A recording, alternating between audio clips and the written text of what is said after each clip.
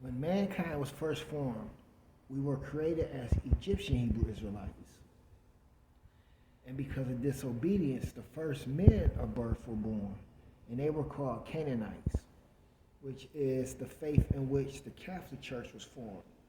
And although of Mother Egypt and those of the faith of the God of the dead, it is not the faith of the Hebrews or God of the living. And so as Egyptian Hebrew Israelites, our faith has always been in the Aten.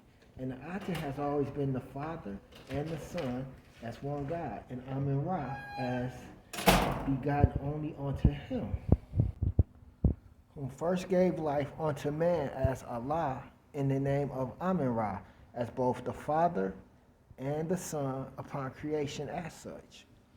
The same as the archangel gave life unto the Aten and begetting the Son as one God.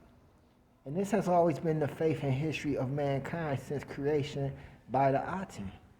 And when Allah transitioned as Amen Ra, he promised to one day return again as the firstborn of the dead. And this has always been the faith of the Hebrews. And when the Father and Creator spoke unto Hermes, he promised to raise up from him a prophet like himself. Deuteronomy 18:15-19. And Hermes was taught in all the ways of knowledge and wisdom of the Egyptian Hebrew Israelites. Acts 7:22, which is contrary to what many Bible teachers teach today.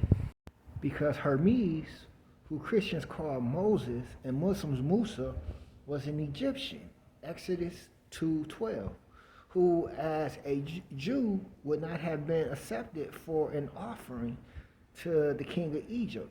And so those of the Bible who are called Jews were Assyrians, who would later grow to establish the Muslim religion as well. While the true Hebrews have always been the Egyptian Hebrew Israelites.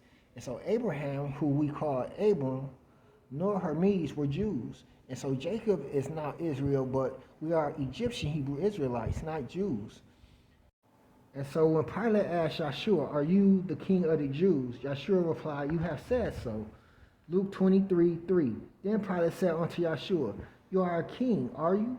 Yeshua answered, "You say that I am a king. For this I was born, and for this I have come into the world, to bear witness to the truth. Everyone of truth listens to my voice." Pilate said to him, "What is the truth?"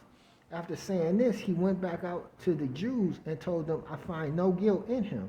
John 18:34. And so this is where the people get confused, because after the death of King Herod, Romans and Assyrians, who were also known as Etruscans and Jews, had taken Jerusalem. And because of the faith of Yeshua within the Aten and Mother Egypt, he was seen as a threat to Rome and Julius Caesar. And so when he returned, he only returned within Ka.